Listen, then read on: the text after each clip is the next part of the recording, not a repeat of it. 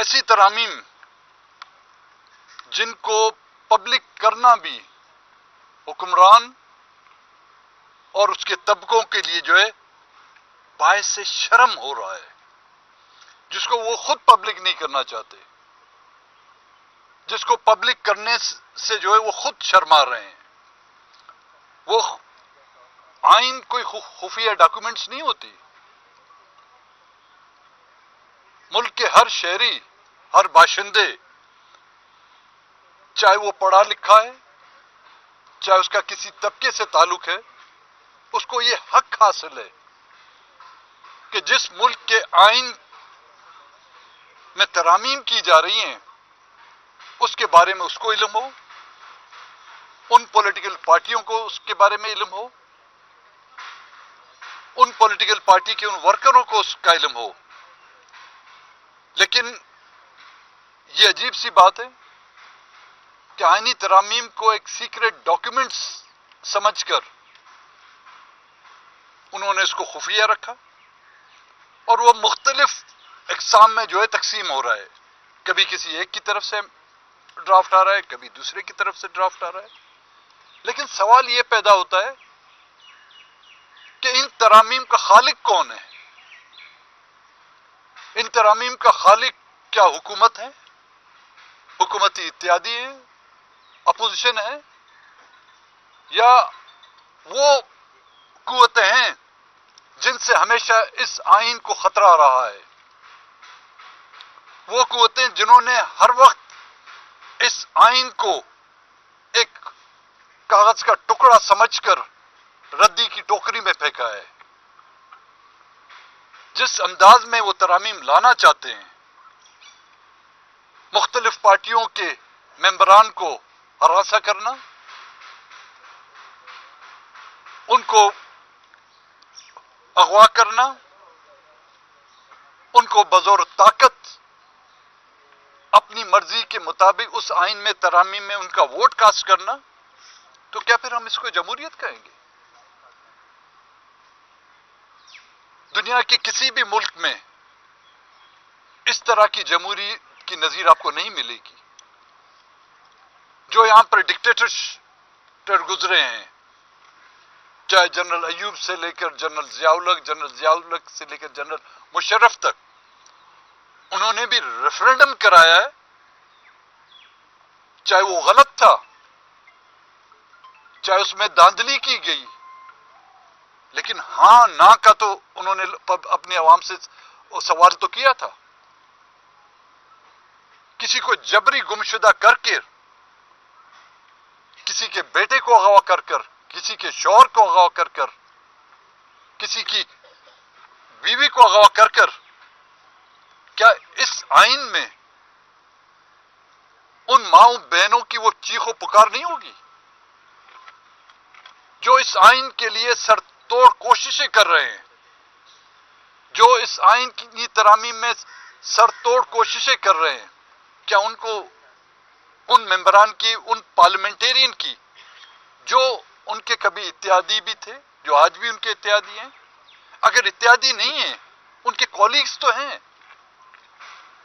ان کی ماؤں بہنوں کو اٹھا کر یا ان کے بچوں کو یرغمال بنا کر آپ آئینی ترامیم کر رہے ہیں؟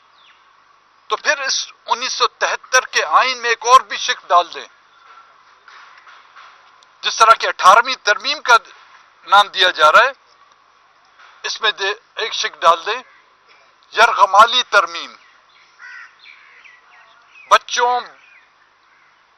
خواتین کی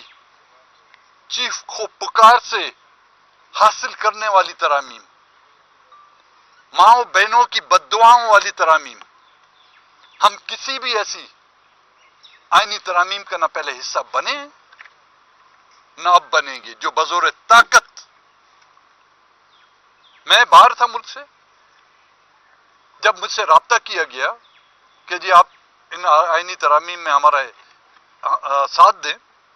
میں نے تو واضح کہہ دی میں تو بے روزگار ہوں بھائی، میرا جو روزگار تھا وہ آپ لوگوں کے حوالے کر دیا، میں استعفیٰ دے چکا ہوں۔ لیکن اگر آپ چاہتے ہیں کہ آئین میں ترامیم، ہمیں تو پتہ تو ہونا چاہیے اس میں ترامیم آپ کون سی لانا چاہتے ہیں۔ جو ڈرافٹ نہ پرائم منسٹر مجھے بھیج سکا، نہ ہی ڈپٹی پرائم منسٹر بھیج سکا، اور انہی مذاکرات کے دوران ہمارے سینٹ کے جو 2 ممبران ہیں ان پر دباؤ ڈالا جا رہا تھا، ان کے بچوں کو فون کر کے یا ان کو فون کر کے دھمکایا جا رہا تھا، ان کے جو کاروبار ہیں ان کو بند کرنے کی کوشش کی گئی، ان کا جو روزگار ہے ان سے چھیننے کی کوشش کی گئی۔ تو میں نے ان سے واضح طور پر کہا کہ جنرل مشرف کے دور میں گن پوائنٹ میں ہم نے کوئی مذاکرات نہیں کیے، اب بھی اگر مشرف ہے یا اس کا کوئی جانشین ہے کسی بھی شکل میں، ہم ان سے بھی کسی بھی گن پوائنٹ پر ہم مذاکرات نہ کیے ہیں نہ کریں گے۔ آج بھی میں واضح کرنا چاہتا ہوں، آج بھی ہمارے دونوں سینیٹرز قاسم رونجو صاحب بمائے اس کے بیٹے، وہ پچھلے 4-5 دنوں سے غائب ہیں،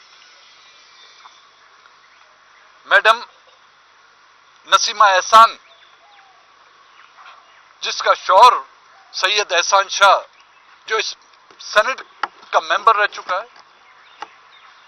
جو صوبائی وزیر رہ چکا ہے، اس کو پارلیمانی لاجز میں یرغمال بنا کر اور اس کی بیوی کو مجبور کیا جا رہا ہے تھا کہ آپ ووٹ دیں، اس کے بیٹے کو اٹھایا گیا۔ کل اس دن جب ان کو پرائم منسٹر کے زورانے میں لایا گیا، اس کی بیٹی اور اس کے بیٹے کو پارلیمانی لاجز میں یرغمال بنا کر ان کو پارلیمنٹ ہاؤس بھیجا گیا ہے کہ جائیں پرائم منسٹر کے زورانے میں شرکت کریں۔ تو یہی ووٹ کی عزت ہے۔ اسی ووٹ کی عزت کی خاطر آپ لوگوں نے جو ہے ہم کو سڑکوں پر نکالا، اسی ووٹ کی عزت کی خاطر آپ لوگوں نے جو ہے ہمارے ساتھ اتحاد بنائے۔ ان کی فریاد آپ نے خود اسمبلی میں سینٹ کے اجلاس میں سنی ہوگی کہ وہ خاتون اس اجلاس میں بات تک نہیں کر سک رہی تھی، جس کا شوہر اور جس کا بیٹا جو ہے ان کے قبضے میں ہے۔ ہم تو ان حکومت سے یہ مطالبہ کر رہے تھے کہ بلوچستان سے جو مسنگ پرسن ہیں ان کو بازیاب کیا جائے، لیکن یہاں پر جو ہمارے نمائندگان ہیں وہ غائب کیے جا رہے ہیں، وہ اغوا کیے جا رہے ہیں۔ تو آج حکومت کے اس اقدام سے پچھلے مہینے جو میں نے سپتمبر کی 3 تاریخ کو جو میں نے یہاں پر استعفیٰ دیا تھا، اس بات کو انہوں نے خود انڈورس کیا ہے کہ اس ملک کے پارلیمنٹ میں بیٹھے ہوئے چاہے وہ کوئی بھی ہو، چاہے وہ سینٹ کا ممبر ہو، چاہے صوبائی اسمبلی کا ممبر ہو، چاہے قومی اسمبلی کا ممبر ہو، اس کی کوئی حیثیت نہیں۔ اور میرے خیال میں اب سب کے لیے یہ وقت آ گیا ہے کہ وہی راستہ اختیار کریں جو میں نے 3 سپٹمبر 2024 کو اختیار کیا تھا۔ اب بھی میں نے مولانا صاحب سے بھی عرض کیا، بلاول صاحب بھی یہاں پر آئے تھے کہ ہم کسی بھی مذاکرات کا حصہ نہیں بنیں گے کہ ہمیں کون سی آئینی ترامیم چاہیے، اس میں ہمیں اگر اس آئینی ترامیم میں اگر ہمیں جنت کا بھی راستہ دکھایا جائے تو ہم اس آئین کا حصہ نہیں، ترامیم کا حصہ نہیں بنیں گے جب تک کہ ہمارے لوگ، ہمارے ممبران واپس نہیں آتے۔ پھر بیٹھ کے ہم بات کریں گے ان سے، پھر ہم یہ طے کریں گے کہ آیا اس آئینی ترامیم کا ہم حصہ بنتے ہیں نہیں بنتے، کیونکہ بلوچستان نیشنل پارٹی اس اپوزیشن اتحاد کا حصہ ہے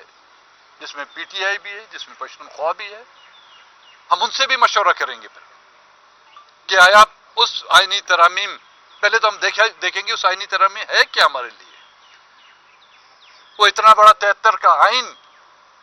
ہمارے لیے کچھ نہ کر سکا، اس میں لائی گئی چاہے 26 ترامیم ہو، چاہے 100 کے قریب ترامیم ہو، وہ ہمارے لیے کون سا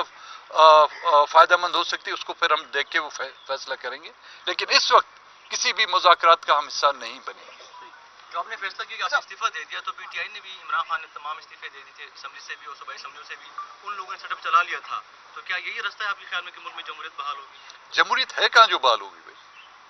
آپ مجھے بتائیں، یہ جمہوریت ہے؟ اچھا منگا صاحب، آپ نے تو استعفیٰ دے دیا، آپ کے سینیٹر بھی کیا سینیٹ سے استعفے دیں گے؟ اور دوسری بات یہ کہ بلاول بھٹو سے ملاقات ہوئی، مولانا فضل الرحمان سے ملاقات ہوئی، آپ کو لگتا ہے کہ بلاول کے پاس اتنے اختیارات ہیں کہ ان سے ملاقات کر لی جائے؟ دیکھیں، استعفیٰ جو میں نے دیا، میں نے اس وقت بھی کہا تھا یہ میرا اپنا ذاتی فیصلہ ہے. پھر پارٹی کی سینٹرل ایگزیکٹو کمیٹی کا جو اجلاس ہوا، انہوں نے اب یہ اختیار مجھے دیا ہوا ہے، تو جائز اب اختیار میرے ہاتھ میں، تو جو میں اپنے لیے دیر نہیں کرتا اوروں کے لیے بھی دیر نہیں کروں گا. اور جہاں تک آپ کا تعلق ہے بلاول، اب اس کے اختیارات کا بھائی ان سے پوچھیں. سر یہ بتائیے کہ چونکہ ظاہر ہے بلاول بھٹو بھی ملاقات کر چکے ہیں، اس سے پہلے اعلیٰ حکومتی عہدیدار بھی ملاقات کر چکے ہیں مولانا صاحب کے ساتھ. اگر مولانا کی جانب سے کچھ لچک دکھائی جاتی ہے تو کیا اپوزیشن اتحاد ان کی بات کو اس طرح سے انڈورس کرے؟ دیکھیں، اپوزیشن میں جو کئی جماعتیں، ایک جماعت نہیں ہے جی. پی ٹی آئی بھی ہے، اس میں پشتونخوا بھی ہے، دوسرے وحدت المسلمین بھی ہے، وہ بیٹھ کے پھر اس پر غور کریں گے. لیکن میں نے بلوچستان نیشنل پارٹی کا موقف آپ کے سامنے رکھا ہوا ہے کہ جب تک کہ ہمارے لوگ بازیاب نہیں ہو جاتے، ابھی بھی بلوچستان میں جو ہے تمام شاہراہیں اس جو رات کل جب میں یہاں پہ پہنچا ہوں، یہ بھی آپ کی نالج میں لے آؤں، میں آیا تھا اس لیے کہ جو ہماری سینیٹر خاتون سینیٹر ہیں نسیمہ احسان، ان کو جا کے تسلی دوں گا. لیکن رات 10 بجے 5-6 کے قریب لوگ آئے، ان کو بھی ان کے لاجز کے کمرے سے جو لے گئے، ابھی تک بھی اس کا کوئی پتہ نہیں. صاحب یہ بتا دیں کہ آپ نے کہا کہ جب آپ باہر تھے آپ سے رابطہ کیا گیا نائن ترامیم کے حوالے سے، تو رابطہ صرف حکومت نے کیا یا کسی اور نے بھی؟ اور آپ خود آئے ہیں یا آپ کسی دباؤ کے تحت پاکستان آئے ہیں؟ دیکھیں، مجھ سے رابطہ حکومت میں شامل جو آپ کی جماعت ہے مسلم لیگ نون، اس کے پرائم منسٹر صاحب نے، اب حکومت ان کی ہے ان کی نہیں ہے یہ میں نہیں بتا سکتا، وہ ان سے پوچھیں. اور ڈپٹی جو پرائم منسٹر اسحاق ڈار، انہوں نے رابطہ کیا. باقی لوگوں کا پیغام مجھے ملا ہے، وہ پیغام ہمارے سینیٹروں کو اغوا کرنے کی شکل میں یہ ان کی طرف سے ہوا ہے. تو آپ دباؤ میں واپس آئے؟ دباؤ میں نہیں، میں احتجاجاً آیا ہوں اپنے ان ممبران کے ساتھ یکجہتی کرنے کے لیے، ان کی حوصلہ افزائی کرنے کے لیے کہ پارٹی اس سخت وقت میں ان کے ساتھ کھڑی ہوئی.